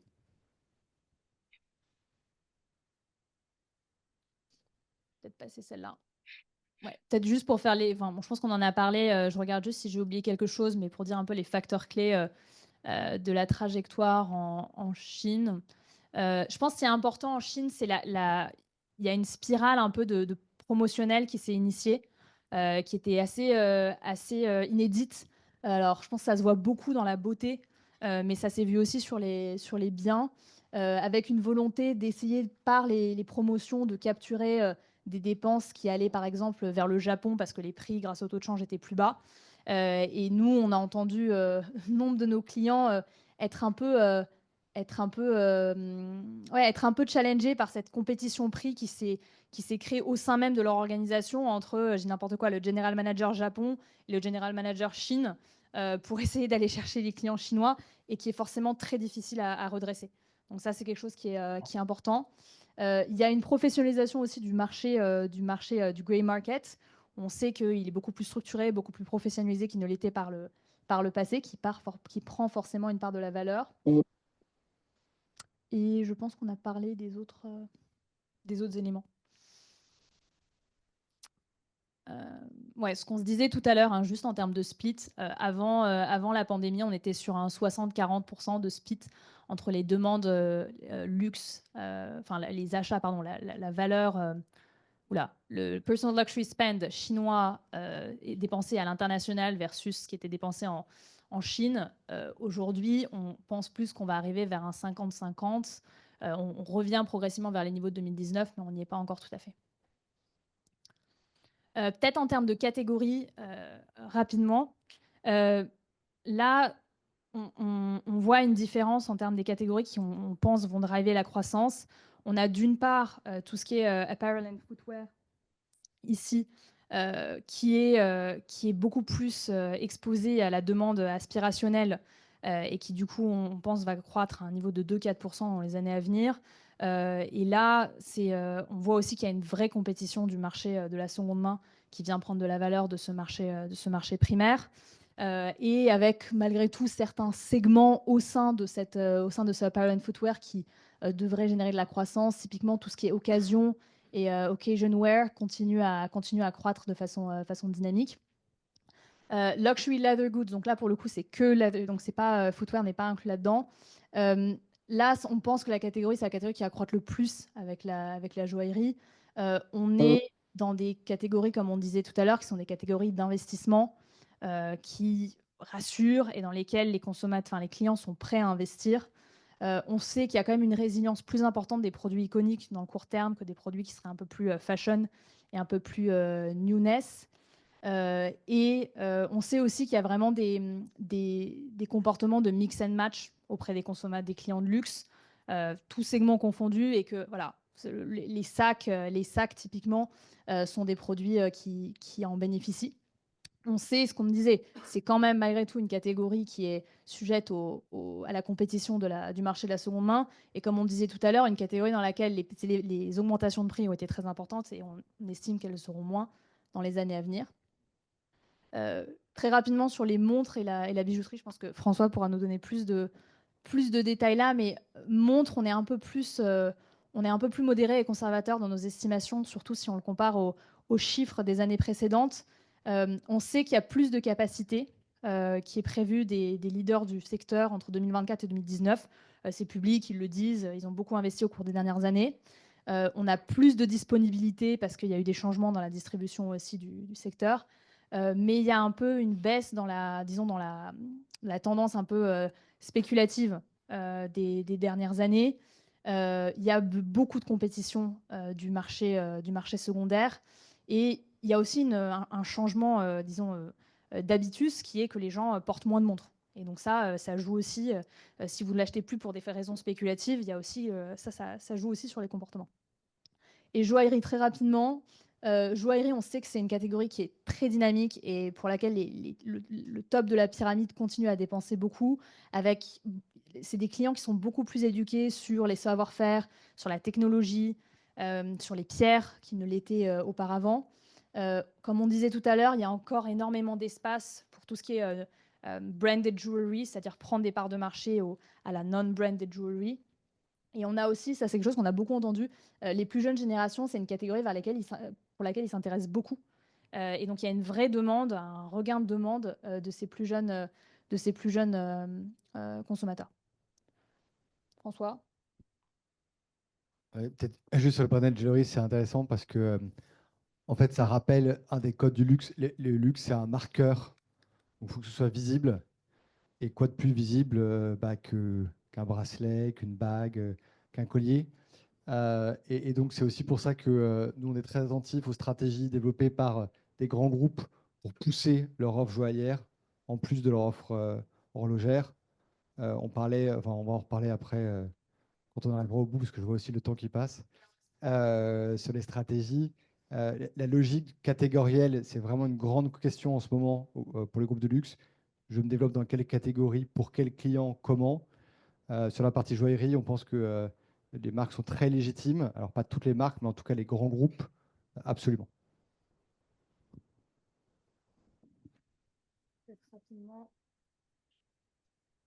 Juste important, on le disait tout à l'heure, si on réfléchit aux années à venir, quels sont les clients et les segments clients qui vont générer le plus de la croissance? Ce qu'on voit, c'est si on pose sur 5 années à venir, on s'attend à ce que la partie haute de la pyramide génère plus de 60%, plus de 65% de la croissance. On le sait, les clients aspirationnels et la base encore au-dessous est beaucoup plus impactée par la situation macroéconomique et financière. Mais ce qui veut dire que, encore une fois, l'effet dont on parlait tout à l'heure, qu'une partie infime en fait, de la population, oula, pardon, une partie qui représente entre 1 à 4% du volume du marché en termes d'individus, de la base client, va générer la grande majorité de la croissance dans les années à venir. Et ce qui est intéressant là, c'est qu'on pourrait se dire, du coup, si on est une marque de luxe, si on est une maison de luxe, on veut se focaliser que sur cette partie haute, parce que c'est là vraiment où la croissance va se générer. Et en même temps, on sait que la partie basse, en termes de volume, elle est clé. Et surtout, c'est des clients qu'il ne faut pas perdre.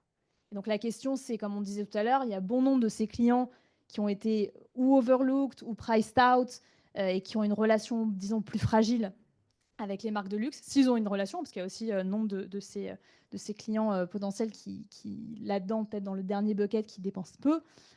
Comment on arrive à avoir une stratégie un peu différenciée où on va peut-être aller se focaliser sur la partie haute, mais on réinvestit aussi les parties basses pour recréer cette relation au niveau de l'expérience, mais aussi au niveau des produits, etc. etc. Donc c'est ce que disait François tout à l'heure, ça devient très complexe parce qu'en fait, on essaye d'adresser des clients très différents, avec des habitudes, comme vous l'imaginez, de consommation et de vie très différentes entre quelqu'un qui dépense plus de 70 000 euros par an et quelqu'un qui en dépense 3 000.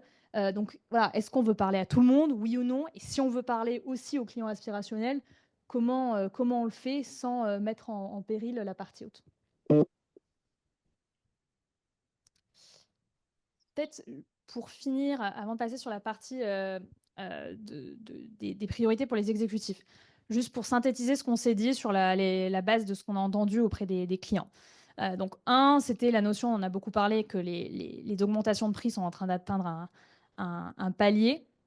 Et on voit, et je pense que François en a parlé, qu'il y a une vraie question sur la promesse de valeur et de qualité et d'excellence des marques qui apparaît et qui met à péril la réputation des marques et la loyauté des marques.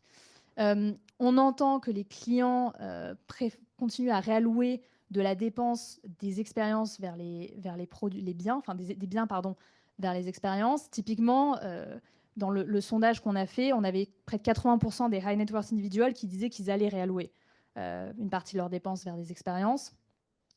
On entend, et je pense qu'il y a un zoom dans le rapport qui est intéressant, que le in-store shopping, l'expérience en magasin, n'est pas au niveau, quel que soit le segment client. Et après, on continue à entendre sur tout ce qui est question ESG, sustainability, etc., dont on n'a pas parlé. Ce qu'on entend, en fait, c'est que c'est quelque chose qui est non négociable. C'est-à-dire, en fait, tous les clients disent que c'est très important, mais ne font aucune recherche avant d'acheter un produit. Donc ça, c'est toujours très intéressant. Et donc, en fait, tout le monde pense que c'est un hygiene factor et qu'en fait, c'est un non négociable et que, par définition, si c'est un produit de luxe, il doit être aussi être sustainable, avec tout ce que le mot sustainable peut dire de différent d'un client à un autre. Mais du coup, il y a vraiment aussi un risque réputationnel sur cet enjeu-là où ce n'est pas un driver d'achat aujourd'hui, mais c'est potentiellement une source de vrais risques réputationnels. François, tu veux nous faire les... Bon, alors c'est très difficile de passer après Sarah, vous l'avez compris, donc je vais être très rapide. C'est pas le même format, c'est bien parce que les slides sont vivantes dans la firme, mais celle-là est très bien. Non, mais c'est bien quand même. Je vais me mettre là. T'embête pas. Donc, c'est simplement un résumé en fait des principaux leviers de création de valeur qu'on voit pour les acteurs du luxe, petits, grands, dans les 2-3 prochaines années. Le premier, il est pas si simple que ça en fait. C'est vraiment s'interroger sur le territoire de ces grandes marques de luxe.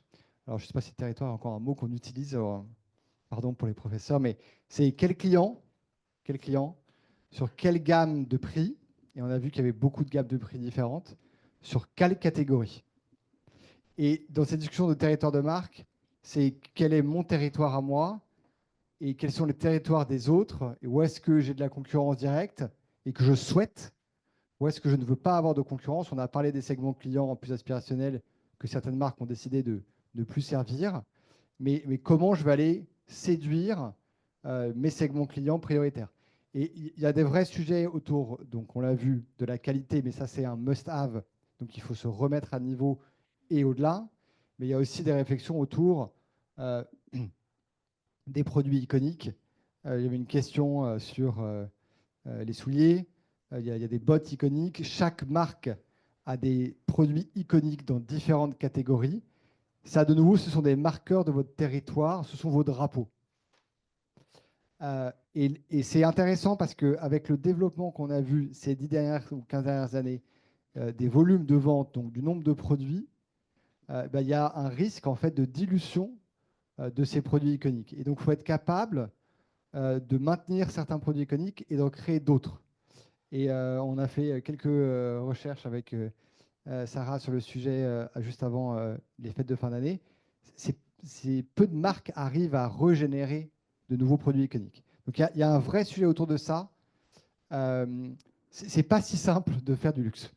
Voilà, c'est idiot, mais il faut bien l'avoir en tête parce que quand on voit ces grandes marques avec le prestige, avec la croissance, on se dit bon, en fait, voilà, c'est facile. Absolument pas. Absolument pas. Et je peux vous dire une petite anecdote dans la joaillerie que je connais donc particulièrement bien. Enfin bien, je ne sais pas, mais plus que les autres catégories. C'est très amusant parce que on a cherché à comprendre quels a été les processus de développement de ces grandes pièces qu'on connaît tous. Alors, je ne peux pas les citer, mais on les connaît tous. Il y a quelques... Et en fait, très souvent, c'est le hasard. C'est incroyable. C'est une capsule, un test. Il y avait un événement et on a voulu créer une pièce pour cet événement. Et en fait, il y a une passion des clients, des clientes. Et du coup, on l'a décliné dans une gamme. C'est assez incroyable. Enfin, il y a un côté artistique que je trouve très, je vais dire très frais, qui est très sympathique parce que finalement, il y a une imprédictibilité derrière le processus artistique qu'on retrouve dans le luxe. Voilà, donc pour les amoureux de l'art, là, je suis sûr qu'il y en a beaucoup ici. Il y a un parallèle qui est assez intéressant. Peut-être juste un mini commentaire, c'est autant dans la création des produits iconiques, je pense qu'il y a cette part de hasard. Par contre, ce qu'on voit quand on regarde la force de certains produits iconiques dans la durée, c'est qu'il y a quand même un investissement aussi de certaines maisons pour continuer de saison en saison à mettre en avant ces produits. C'est en fait une vraie différence entre les maisons qui vont dire bah, chaque saison, c'est ma collection et je mets en avant l'aspect, les pièces fashion, et d'autres maisons qui, consistently, avant Noël, eh ben, ils vont mettre leur investissement sur le produit. Donc ça se construit aussi. C'est-à-dire qu'en fait, il faut le trouver. Mais une fois qu'on l'a trouvé, il y a quand même une logique de répétition et il y a des acteurs qui se démarquent parce qu'ils arrivent à faire cette logique. Et je pense qu'on le voit maintenant là, dans les dernières campagnes. On revient à des campagnes qui sont ciblées sur des produits iconiques. Et c'est vrai que ça, voilà, la logique de répétition fonctionne. Et d'ailleurs, c'est pas mal là où le luxe peut s'opposer à la mode. Donc ça dépend des catégories, mais bon, rentrons pas là-dedans parce que sinon, on n'ira jamais dîner et il se fait faim. Troisième point, Sarah a beaucoup insisté sur les expériences. Juste vous citer une petite anecdote. Alors j'ai de mauvaise mémoire, j'ai oublié, mais j'avais lu une dizaine d'années une étude d'une grande université américaine, je ne sais plus laquelle, pardon, mais qui expliquait un fait très simple, qui est la valeur du produit versus la valeur du souvenir. Je ne sais pas si vous connaissez ça. Et c'est assez exceptionnel parce que, en fait, ce que l'étude montrait, c'est qu'à partir du moment où vous achetez un produit, une montre de luxe, une voiture, un t-shirt pour aller une soirée, en fait, le produit dans votre tête, il baisse dès l'acquisition. Sa valeur baisse. Et plus le temps passe, plus le produit baisse. C'est le phénomène du meuble. Il est sur une étagère, vous ne le regardez plus. Ne faites pas ça avec vos relations personnelles, ça ne marche pas. Et l'événement, c'est l'inverse. L'événement, c'est l'inverse. En fait, le souvenir que vous avez d'une expérience, il augmente avec le temps parce que sa rareté augmente. Et c'est assez génial quand on vous y réfléchissez. Parce que si vous êtes capable de coupler les deux, bah là, vous avez la formule gagnante. D'accord ? On se souvient tous des vacances à la campagne chez nos grands-parents. Enfin, pour ceux qui ont eu la chance d'avoir des grands-parents avec une maison à la campagne. Et cette valeur, elle est où ? Elle est dans le souvenir. En fait, c'est plus possible d'avoir accès à cette expérience-là. D'accord ? Et donc, on la chérit si c'était une bonne expérience. c'est la même chose qui est en train de se passer, même toute proportion gardée, avec ce développement des expériences que créent ces marques. Et je crois qu'il y a quelque chose de très fort qui est en train de se jouer autour de ça. En fait, on parlait du désamour des clients des boutiques. Les boutiques, elles sont belles, hein, il y en a quand même beaucoup qui sont belles. Les vendeurs, ils sont talentueux, ils sont à leur service, il y a plein de choses très bien. Et oui, mais la boutique ne crée pas le souvenir. Et je vous donne une autre anecdote. Je parlais avec le numéro 2 d'une marque horlogère cette fois-ci, et qui me disait, ah, bah, tu sais, François, si je veux faire de la croissance, c'est facile en fait, hein. J'augmente par 2, par 3 mes événements privés en boutique. Donc voilà, c'est pas compliqué. Le problème, c'est que ça prend du temps et que mes vendeurs, ils ne savent pas forcément toujours bien le faire et que mes directeurs de boutique, bah, ils n'ont pas toujours envie de le faire. Donc il y a un vrai shift là. Mais il était catégorique, il me montrait les chiffres et ça marche. Donc c'est facile de s'imaginer que dans 5 ans, les événements en boutique exclusifs seront moins attractifs et donc il faudra en inventer d'autres, ce qui est déjà le cas. Ce qui m'amène habilement au point 4. Sur les talents, bon, c'est toujours un sujet. Il y a des talents autour des opérations. On a parlé de la qualité des produits. C'est critique, ça a toujours été critique. J'ai 1 milliard d'anecdotes, mais là, on n'a plus le temps. Ça reste vrai, ça va continuer à l'être de plus en plus. De plus en plus. Pour les passionnés de finance, sachez qu'il y a les fonds d'investissement regardent de plus en plus les producteurs qui sont externalisés, qui n'appartiennent pas aux maisons. Du coup, les maisons veulent les acheter. Donc, il y a une vraie tension ici autour de la capacité. Et donc, à la fin, c'est les talents. Parce qu'il y a des machines, oui, pour certains produits, certaines pièces, mais il y a beaucoup de savoir-faire. Du coup, Cocorico et Coco Europe, je ne sais pas comment on dit, parce que ces savoir-faire aussi sont très localisés en partie dans nos pays, dans notre vieille Europe. Je n'ai pas fait de référence à ce qui s'est passé hier, mais du coup, voilà. Bon, et puis dernier point, il y a évidemment cette question de portefeuille. C'est un classique. Ce sera intéressant de voir comment ça va bouger, parce qu'il y a quand même beaucoup de marques qui se développent, et Sarah a commencé la synthèse du rapport là-dessus, sur la part des grands groupes dans la création de valeur, alors qui écrasent le reste, mais il y a beaucoup de marques qui en fait tiennent dans la durée. On a fait une étude aux États-Unis pour un client là-dessus, on regardait ça, c'est assez intéressant. De voir qu'un certain nombre de clients dans l'entretien disent bah oui, moi j'ai des marques iconiques, donc les grandes marques que je ne cite pas, et en fait je suis fidèle maintenant à telle autre marque, et voilà pourquoi je suis fidèle, parce qu'elle est différente pour tel et tel élément que ce que je trouve chez mes amis iOS. Et donc il y a une question autour de ce portefeuille, parce que pour les marques, il va y avoir une question de est-ce que j'investis dans toutes les géographies, dans toutes les catégories? Est-ce que je peux investir de façon pertinente? Sarah, tu citais la relocalisation ou la régionalisation de certaines marques en Asie. C'est une vraie question. C'est une vraie question. Voilà. Et peut-être aussi sur la partie portefeuille, au-delà disons de la partie purement M&A, il y a aussi une vraie question sur quelles activités je veux me focaliser. On a vu une expansion des acteurs qui étaient plus traditionnellement dans les biens de luxe vers les expériences, vers l'hospitality. Il y en a qui font même des restaurants, etc. Et la vraie question, c'est que, en fait, dans un moment comme le nôtre, où en fait le marché n'a peut-être plus la croissance à double chiffre qu'on avait par le passé, il y a de vraies questions qui se posent. Est-ce que je veux me focaliser sur ces adjacencies? Est-ce que je veux me focaliser sur le core business? Quel est le trade-off au niveau ressources, investissement, focus du management? Enfin, voilà, il y a ces vraies questions-là qui se posent. Est-ce que c'est mon métier? Est-ce que c'est mon savoir-faire? Quel est le risque si je l'exécute mal? Comment je le fais? Est-ce que je le fais en direct? Est-ce que je le fais avec un partenaire? Donc ça, c'est aussi je pense que ce sera très intéressant de faire le point d'ici quelques années pour voir quels acteurs vraiment développent de nouvelles catégories, divisions, et pour lesquels ce sera juste, entre guillemets, du brand building qui a servi le core business ou peut-être desservi. Est-ce qu'il y a des dernières questions? Madame.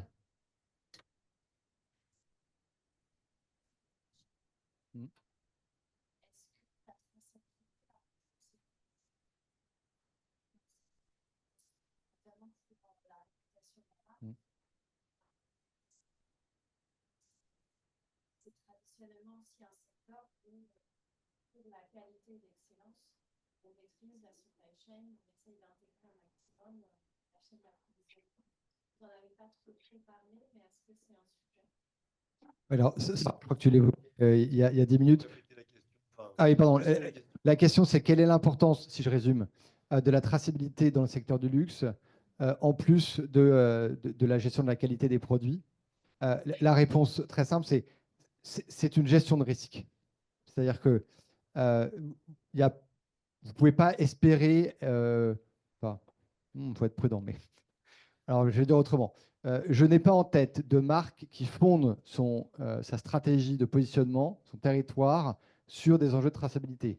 Par contre, ce qu'on sait, c'est que vous ne pouvez pas prendre de risques dans votre supply chain en tant que marque de luxe, parce que si vous ne respectez pas, on va dire, le niveau d'exigence de vos clients sur des critères ESG, vous pouvez les perdre définitivement.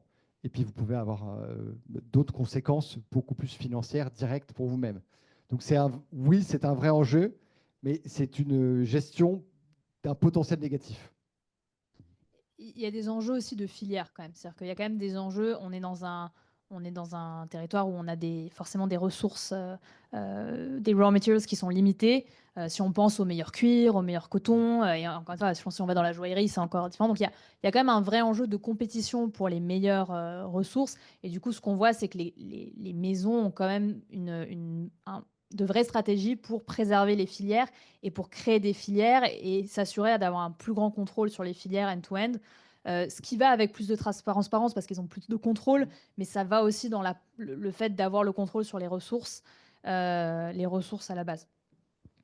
Bon, après, vous avez des enjeux très différents entre la petite manufacture italienne, bon, avec plus des sujets financiers, voilà, versus du sourcing distant en Asie où vous n'avez pas accès au site. Bon, donc il y a une variété là de risques qui sont quand même nettement différents.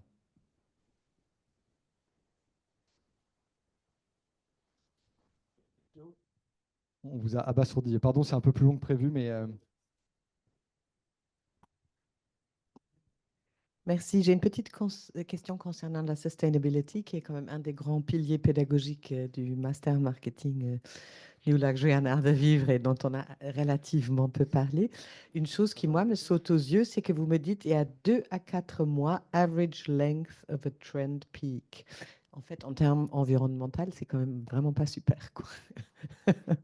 Donc voilà, je voulais savoir si avoir votre avis sur la question. Dans quelle mesure, en fait, ce ralentissement allait décourager les maisons du luxe d'investir sur la sustainability? Est-ce que le fait qu'économiquement ça ralentisse, tout de suite on oublie ça et on se concentre sur autre chose et on fait 3 pas en arrière, ce qui serait fort regrettable? C'est quelque chose qu'on observe pour tous les acteurs, donc c'est pas que luxe. On a fait une étude récemment pour regarder lesquels des acteurs mode étaient on track par rapport à leurs objectifs 2030. On a vu que plus de 60% n'y étaient pas du tout. C'est-à-dire qu'en fait, voilà. Donc j'ai pas la vision luxe spécifiquement, mais ce qui est vrai, c'est qu'il y avait beaucoup d'objectifs qui ont été pris, qui semblent difficilement tenables à l'état actuel, parce qu'en fait le contexte économique et le contexte business met les enjeux de sustainability peut-être au deuxième plan. Ce qui est intéressant, c'est qu'on a pensé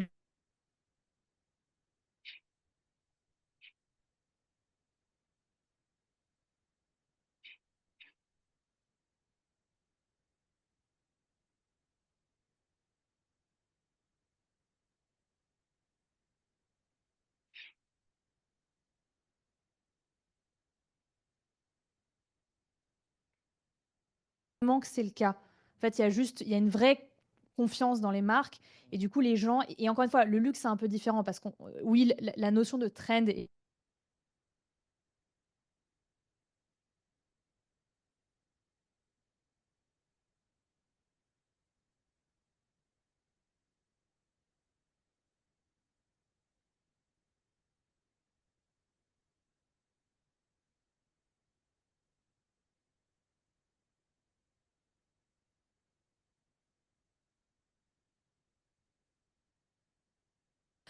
donc je pense qu'il y a une vraie, entre guillemets, déception ou une vraie observation qui est les clients aujourd'hui font pas d'édition par rapport à ça.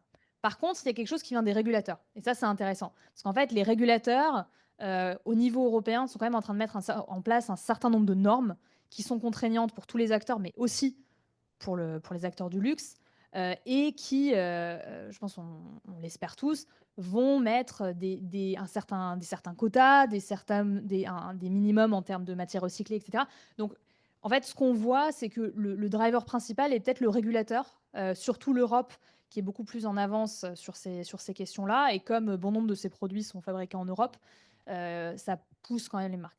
Et après, d'un point de vue réputationnel, comme on disait, on le voit, tous les acteurs ont quand même fait des efforts pour structurer leurs efforts au niveau de tout ce qui est ESG. Et je parlerai bien d'ESG parce que je pense que c'est important, surtout vu les événements des derniers mois, de ne pas dissocier la partie sociale, parce qu'il y a une vraie dimension sociale dans la partie manufacturing, dans le luxe, qui est fondamentale.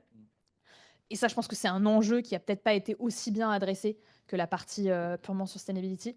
Et on voit qu'il y a des consortiums qui se créent. Un exemple en Italie, c'est le consortium Recrea. Je crois qu'il y a Prada, il y a Zegna dedans, il y a Dolce Gabbana, il y a Max Mara qui se sont unis pour faire avancer la recherche en termes de matières recyclées, etc. Donc, il y a quand même des efforts qui se font. Malheureusement, ils prennent du temps et pas sûr qu'ils nous permettent d'atteindre les objectifs pris. On va conclure, à moins qu'il y ait encore... J'ai vu voilà. Et encore 2 questions et après on conclut. Sorry, I'm going to ask my question in English. From the aspirational shopper's point of view and the fact that the prices are increasing and they're opting out for secondhand outlets, do you think that from strategic point of view, it can be a momentum for multi-brand digital platforms to grasp this opportunity, or it would not have an effect for these actors specifically? Because we know that they kind of are associated with a more accessible luxury and yeah. It's a good question. One of my clients is actually one luxury platform, so I can answer that one. Actually, I think what we've seen among the platforms is like real strategies to elevate. So I think all strategies are trying to elevate their price point and actually exit those low price points. Not because they don't want to serve those aspirational clients, but because I think when you think about platforms, there are additional burdens when it comes to the logistics, to the returns, and if you have a price point around 200 euros, it's not going to be, it can be margin dilutive at the end of the day.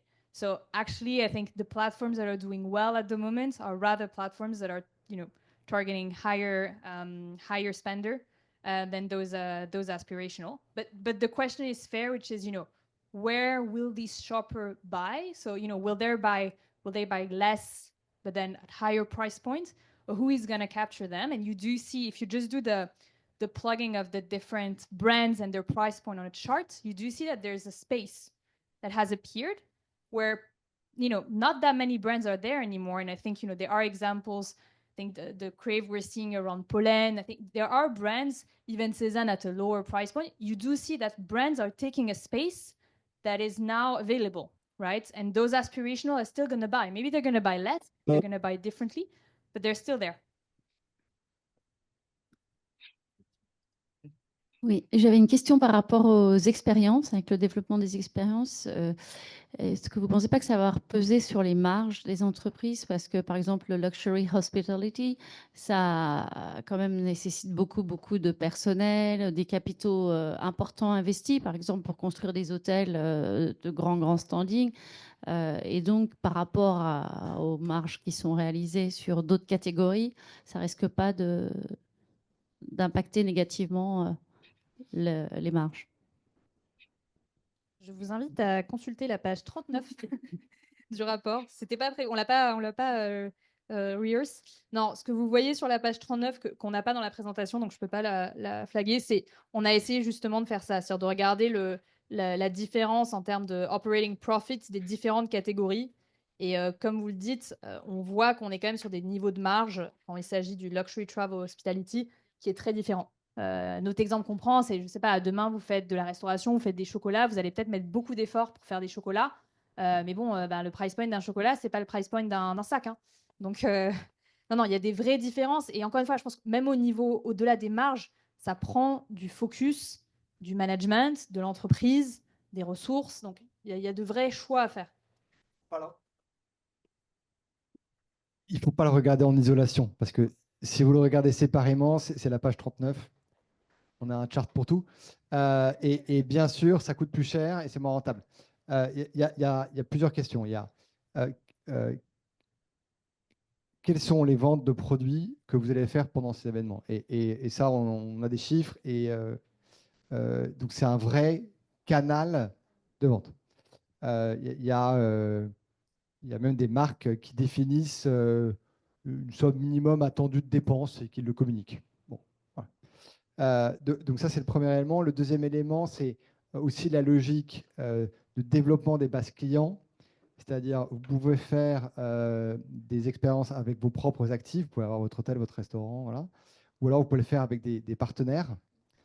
L'intérêt aussi de la logique partenariale, c'est que vous avez accès à d'autres potentiellement clients qui sont les clients du partenaire. Et là, vous croisez. Donc, c'est vite dit. Ça prend énormément de temps à faire parce qu'évidemment, chacun est très protecteur de ses bases clients. Mais encore une fois, ça se développe. À partir du moment où vous êtes en partenariat, vous ne maîtrisez pas tout. Voilà. On va Merci encore. conclure parce qu'il se fait tard. Merci beaucoup, un grand merci à Sarah et à François pour votre présentation. C'était extrêmement clair, extrêmement complet. Alors François, tu parlais tout à l'heure de souvenirs, d'expériences et de produits de luxe. Ça m'a rappelé une citation de Guccio Gucci, le fondateur de Gucci, qui disait on se souvient de la qualité bien longtemps après avoir oublié le prix. Merci encore à tous les deux. Vous êtes encore peut-être là 5 minutes s'il y en a qui ont des questions en one-to-one. Merci à nos camarades connectés. Je vois qu'il y a une ou deux phrases sur le chat. Merci en tout cas et désolé de ne pas pouvoir prolonger l'échange. Ah ben voilà, c'est des remerciements. Donc nous sommes tous d'accord. Merci beaucoup. Bonne soirée.